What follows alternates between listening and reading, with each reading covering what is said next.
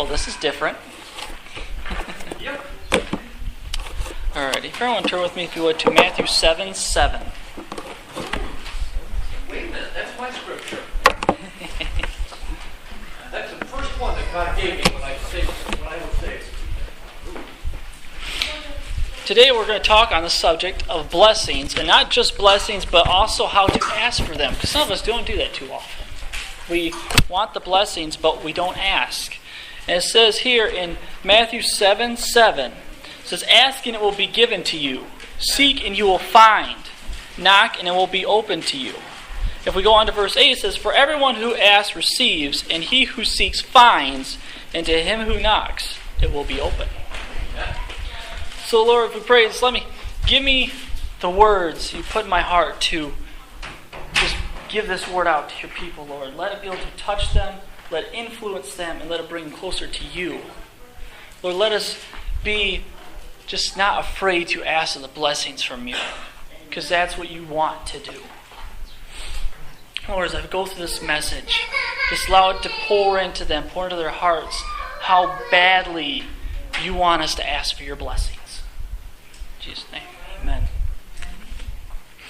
So in 7:7 we have here, asking you will be given to you. We also have people, they also is ask, and some say, but I do not receive. I asked, but nothing happened. Yeah. And we will get to that soon enough. Once I gotta find where my notes are. There we are. In James 4:2, once I get to the right one, maybe it's this way. There we go. Okay, James 4:2, it says here, you lust and do not have. You murder and covet and cannot obtain. You fight and war, yet you do not have, because why? You do not ask. You do not ask. So, you do not have because you do not ask. There's a little book, I'm sure everyone's heard of it, called The Prayer of Jabez. Oh, yeah. And either with Jabez, it's either you've heard of him a lot, or you haven't heard of him at all. He's kind of one of them. He's one of the people that you don't just hear a little bit here and there. It's either a big thing, or he's like, well, who is he? For Jabez, point one here is ask for it. What I mean ask for is don't be afraid to ask for it. That's right. When you come, we talked about, and I just lost the names. Give me a minute. We don't know this story of Jacob and Esau. Did I pronounce that right? Esau? Esau? Okay, I call it Esau. I don't know why. Esau. We talk about that. We talk about the blessing that Jacob stole from Esau when he went to his father as Esau to get the blessing. Now, if he went through that great a lengths to get a blessing, it must have been really important. Okay, so we can see from that a blessing is not something small at all. He went through great lengths. His mother even told him, here's a fur you need, but in the scripture he says, but Esau is very hairy and bigger. I'm very fine skinned. So already Jacob's saying, how do you expect me to do this? I'm not him. I'm not even close to him. So he gives.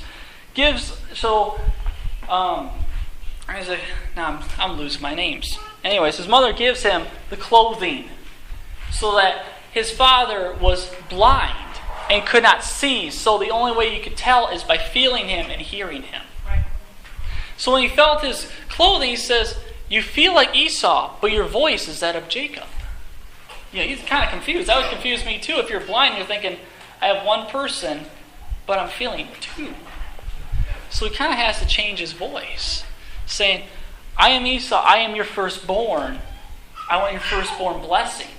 And eventually he gives Jacob the blessing from his father.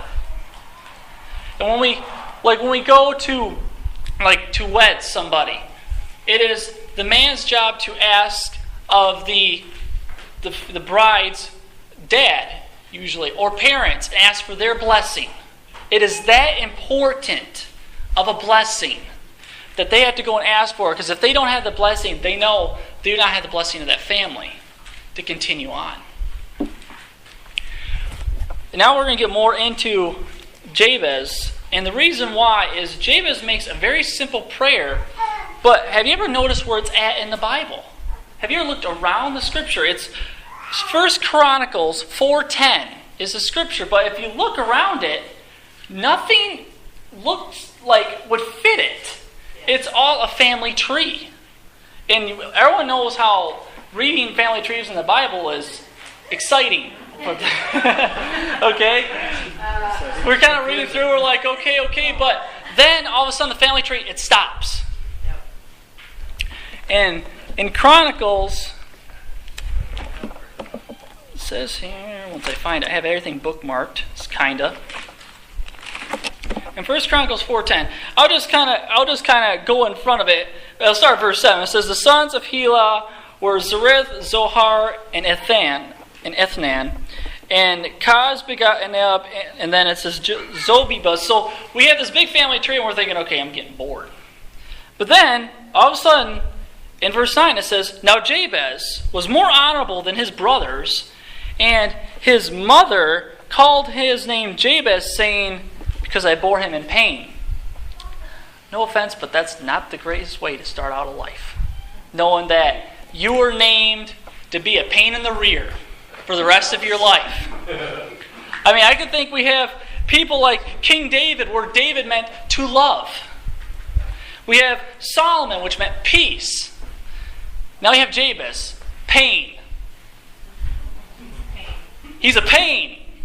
His mother says, I bore him in pain. Okay, was it your pain? Was there no father? Maybe was that the emotional pain? But all we know is that Jabez means pain. And we're thinking, I could come up with a lot better ideas than pain to name my child, but okay, I'll give it to you. And so he names it pain. And the reason this book says something different is we're not saying the prayer of Solomon or the prayer of David, where the person was named peace or to love, or for them, prayer was almost something that they would just think of automatically because they're named after something graceful. Instead, we have the prayer of Jabez, the prayer that comes from the pain. So the prayer of Jabez reads on here. It says, and Jabez called on the God of Israel, saying, oh, that you would bless me indeed, and enlarge my territory, that your hand would be with me, and that you would keep me from evil, and that I may not cause pain. So God granted him what he requested. So if we break that down a little bit, really, what was this? This prayer was so simple, but it had such an impact. First of all, he says, oh, that you would bless me indeed. Okay, if you add indeed on everything, you're basically hitting caps lock on the entire line and about 5 exclamation points behind it. It says, you would bless me indeed. You would bless me a lot. They've named me a pain. I'm a pain, but would you just bless me? Because I'm not getting any blessings from anyone else. They think I'm a pain. They think I'm going to cause pain. So what I'm trying to say is when we look at Jabez was named in pain, is that your blessings your family or what your past does not determine your future blessings. Okay? Just because maybe your parents did something bad does not determine, like his parents, his mom named him in pain. Just because she named him in pain doesn't mean he has to cause pain. So just because of what's happened in the past does not determine the blessings you are about to be given. If we look at bless me indeed, to bless, the simple way means to ask for. When we had our leadership meeting, I said something that maybe some people didn't think it was. To bless also means to impart supernatural favor. Now that's a big line. So when he's saying, I bless you, it says, I impart into you supernatural favor of Jesus. That's a big thing. To impart supernatural favor into somebody. To be able to say that. But what we have here, it says, if you would bless me indeed. Now, I was talking to my wife about this yesterday. Let's say you have $150 in your bank account. There's something, and that $150 is your spending money. You can do whatever you want, bills are paid, whatever. You see something you want, and let's say it's $100. You can afford it, no problem. You have the money. But they said, God, I want you to bless me with that. But here's the thing: when you ask God to bless you, it's not what you can already do; it's what He can do for you that you cannot do. Amen. So if you see your bank account is broke and you need gas money, that's something you're going to have to ask God. God, bless me with the gas money because I can't do it. So are you going to ask God for that blessing? He wants to bless you. He's the Father. Fathers always want to bless their children. Always. Children will come to the Father and ask for the blessing. It's that important. So to ask for it impart supernatural favor. And then I also have here, written on the side, it says, to bless me indeed that you enlarge my territory. I've taken other words and found another way to put it. Because everyone knows when you change sometimes the words, you can get a bigger impact. Sometimes when you find words that are the same or words that are kind of bigger. So I have, Lord, give me supernatural favor and expand my borders for your kingdom. Amen. That's the same thing. Expand your borders for my kingdom. Notice he's not saying, Lord, I want you to bless me with a brand new whatever. Jabez is saying, God, I want you to determine that blessing for me. I just want you to bless me. Whatever you're going to bless me with, I know it's going to be joyful. And we'll talk about why it would be joyful, not painful. That'll be another point. So I have here, I broke down indeed. Indeed also means abundantly. When we talk about the Lord blessing or asking, we're always saying in abundance. And abundance means overwhelming. So we say, Lord, I want you to bless me indeed. I want you to bless me abundantly. I want you to bless me more than I can ever think to be blessed. And this is a man that was named a pain. And we're thinking, how is he to ask that? But the Father wants to bless you. Will you ask for that blessing? Jabez finally got to the point where he's like, Lord, everyone else has kind of shut me out of pain, but would you bless me? Because you're the only one that I have. You're the only one that knows me and not knows what my name stands for. So to enlarge is also to be an authority, to excel, to increase, overtake, multiply, and this is the last one. I love this one. To enlarge also means to nourish. So we say, Lord, I want you to enlarge something. It's basically, Lord, I want you to be an authority of it, to increase it, but also to give me the knowledge to nourish it. Because everyone knows to enlarge something. You say, Lord, I want to enlarge my family. You're going to have to nourish that family to enlarge it. Everything needs to be nourished to be enlarged. We about a year ago when we had a worship team meeting, I said, the Lord is not going to bless us if we do not nourish what we already have. Because back then, the stage looked a wreck. It was horrible. And I'm just thinking, even if I came in as a stranger and looked at this, I wouldn't want to bless. What do they say? Some people have it, bless the mess. But do you want to bless the mess? Or does someone look like they take care of it? You want to bless them more. Parents will do it to their kids. If they see their kids do not take care of anything, they don't want to give them anything more. That's right. They don't. They say, if you can't take care of this, how are you going to take care of this? Right? Mothers, am I right? Yeah. Fathers, am I right? Okay. So say, if you don't take care of it, why would I want to give you something more? It's just going to end up the same way, and then the whole cycle is going to start all over again, and they're not going to have anything to cherish because it's gone. Territory also means border.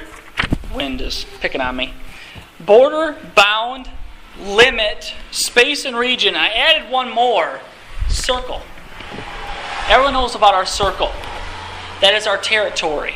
Our circle of love is our territory. Also our region. But territory also means a limit. So I want you to enlarge my territory. I want you to enlarge my limit. Maybe break through that limit. Give me more. I want more. How many times we even pray, Pastor prays, just more. More. Amen. Just enlarge it, bless it, nourish it more. So enlarge your territory. He didn't say enlarge your territory for me. Enlarge my territory. He said enlarge my territory for you. For your kingdom. If we go to, next one here, Proverbs 10:22.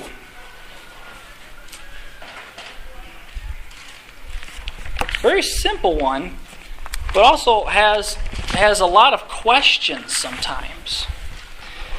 In Proverbs 10:22, it reads, "The blessing of the Lord makes one rich." Ooh, rich. Everyone loves that word. But he adds no sorrow with it.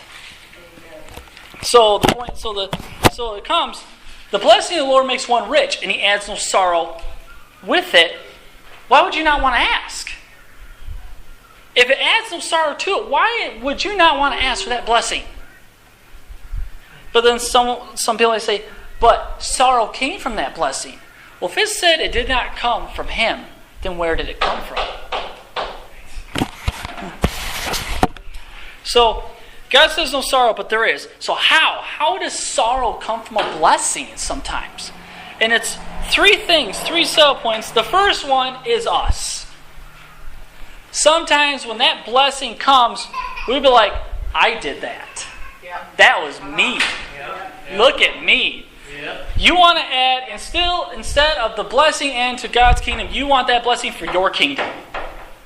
You want it for you. You did it. Your accomplishment. Yeah, look at me. Look what I did. Come on. All right? Now, James 4:3. So we're going back to James. If anyone's still on there, well then good, you're ahead of me. If I go back to James 4, we just read 4:2. You probably, some people might have read ahead of me, like, why isn't he talking about this one? Let's go. All right. Now, we just talked about us and our kingdom. So you have James 4:3 reads, "You ask and you do not receive." Oh, you did not receive. Why? Because you ask amiss, that you may spend it on your pleasures. So if we ask and do not receive, what did we ask for? Did we ask for something to bless us for God's kingdom, or we want the blessing all to us? Come on. Good preaching. If you want to ask and to receive, the only way you're going to receive this is to receive it from the kingdom unto the kingdom. You're not going to receive it from the kingdom unto you. So you will not receive because you want for your pleasures. The me of this. So, number 2 is the world. What the world views blessings. For blessing of the world is almost like contractual. I'll bless you, you bless me. That's what it's going to be. Okay? And I'm not going to talk too much on the worldview because we've all kind of been there. We know the world definitely does not view the way God views things. We'll put it that way in retrospect. If we go down to James 4, the last part says, "Whoever therefore wants to be a friend of the world makes himself an enemy of God." Bam! So if you are letting the world into your blessing, you will not receive. That's right. Because you are now befriending the world. And you're not befriending what God and what God puts into you. You're saying, because I did that, well, the world did that. Or they didn't. No, God did that. And number 3, the enemy is always around. That's the truth. Yep. Your blessing, if you do not receive it, it could be you let the enemy talk you out of it. Or maybe it was a combination. Maybe the enemy says, but you can get something out of this. So he brings it back to you. He says, but wait a minute, you can get something. You could be rich, you could be famous if you do it this way. But that's not what the blessing was. This is going to be a little bit of a shorter one. That's okay. Number 4 is be delighted. Psalms 109, 16 through 17.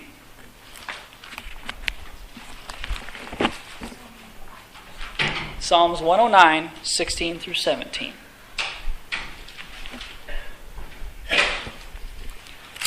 And I think I bookmarked the wrong one.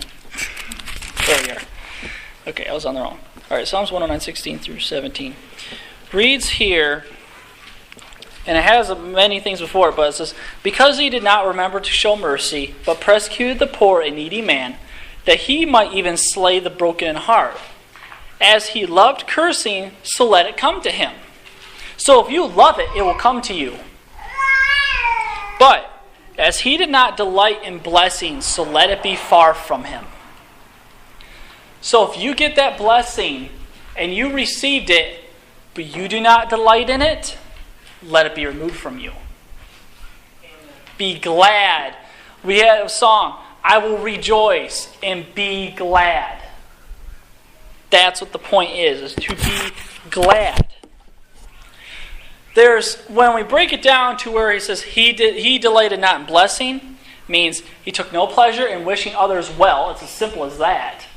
He would just don't be. It says we have the kind of amount here is love God and love what God loves. If you do not delight in it, you do not want to do well unto others. You do not want to wish others well, and you do not want to impart supernatural favor unto others. If you do not want to do that, let the blessing be far from you. Very far from you. Okay. So let it be far from him. It says, I have here, no good will come from those who do not give it.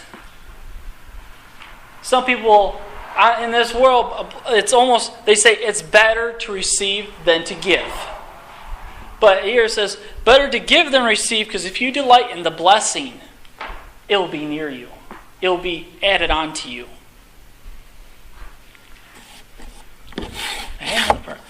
Let's talk about, I wanted to go back to Jabez, that we hear quite a lot of.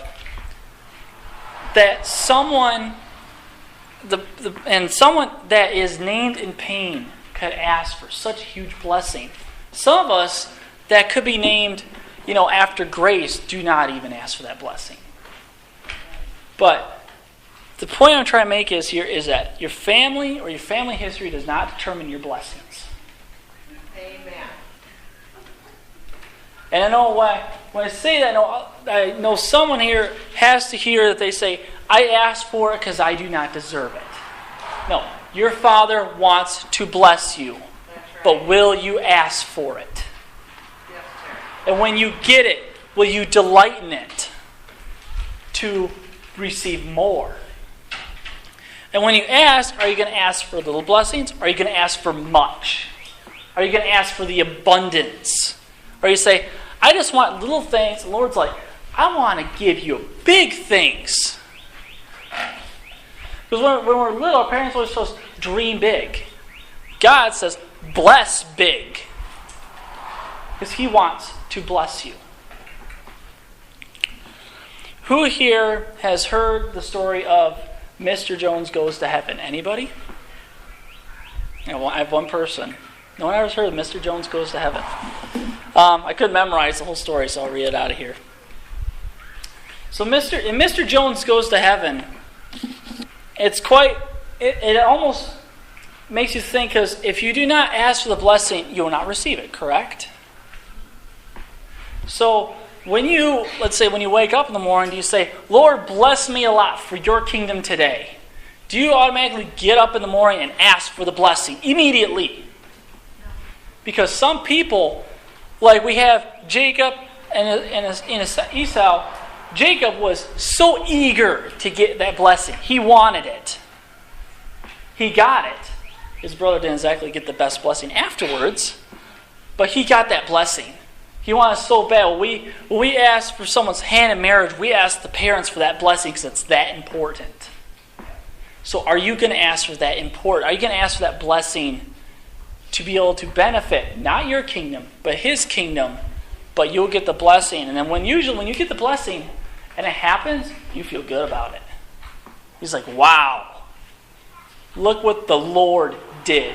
Not what I did, not what the world did, not even what you could say the enemy did.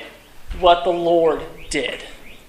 Okay, and Mr. Jones, this is kind of sad, but I'm going to wrap it up with this because to me, when I read this, I was like, wow, that just makes you think. It says, there's a little fable about a Mr. Jones who dies and goes to heaven. Peter's waiting at the gates to give him a tour. Amid the splendor of golden streets, beautiful mansions, and choirs of angels that Peter shows him, Mr. Jones notices an odd-looking building. He thinks it looks like an enormous warehouse. It has no windows and only one door. But when he asks to see inside, Peter hesitates. You don't really want to see what's in there, he tells the new arrival. Why would there be any secrets in heaven? Jones wonders. What incredible surprise could be waiting for me in there? And for the people who know the story, they're like, yeah. When the official tour is over, he's still wondering why so he asks again to see inside the structure. Finally, Peter relents. When the apostle opens the door, Mr. Jones almost knocks him over in his haste to enter. It turns out that the enormous building is filled with row after row of shelves, floor to ceiling, each stacked neatly with white boxes tied in red ribbons. Now, I don't know about you, but if I looked into a place and there was nothing but white boxes and red ribbons, I'd be kind of happy. I'd think Christmas. Not so much for Mr. Jones. Okay. These boxes all have names on them, Mr. Jones muses aloud. Then turning to Peter, he asks, do I have one? Yes, you do. Peter tries to guide Mr. Jones back outside. Frankly, Peter says, if I were you, but Mr. Jones is already dashing toward the J aisle to find his box. Peter follows, shaking his head. He catches up with Mr. Jones just as he's slipping the red ribbon off his box and popping the lid. Looking inside, Jones has a moment of instant recognition, and he lets out a deep sigh. Now, I don't know about you, but if I'm opening up a box, you wouldn't think it'd be a sigh coming from it. Like the ones Peter has heard so many times, because there in Mr. Jones' white box are all the blessings that God wanted to give him while he was on earth, but Mr. Jones never asked. He never asked. So this box has got all these blessings that God wanted to give him. Wanted to give you all these blessings, but he never asked. So the title of this message really is about that, is, do you have a box of missed blessings? Probably. Thing is, do you want to know what they are? Or are you going to be like Mr. Jones and just sigh thinking, I could have just asked, and I could have had it. Sam, if you want to go. But that's pretty much what the Lord put in my heart is, we just don't ask for the blessings, but they're right there. You just have to ask for it. And like I said earlier, your history does not reflect the blessings God has for you. Who you are or who you have been. When you were born again, you were born into a new person. God does not look back on that old. He's going to look at that new person and give you the blessings that you asked for. So in that is ask for it. While you're there, ask for much, because he wants to give you much. Be delighted. Be delighted in the blessing. And remember, blessing makes one rich, but adds no sorrow to it. So why not ask?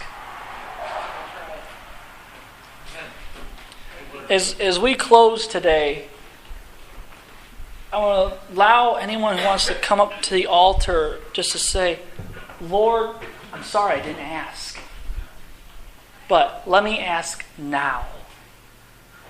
Let me ask for those blessings. Because when I get up to heaven, I don't want to stare at that box and think, what did I miss? What did I not ask for? Because it says, you ask and you shall receive. If you do not ask, you do not receive. If you ask unto your own kingdom, you will not receive. So for any of those who want to come up and just say, Lord, I'm sorry for not asking, but would you just bless me indeed? And when Jabez asked, would you bless me? He also said, Lord, would you just adore me? Because my mother, she called me a pain. To me, that's not too much of adoration. So I said, Lord, would you just adore me? No one else will. Will you just adore me? Just love on me and just bless me in abundance.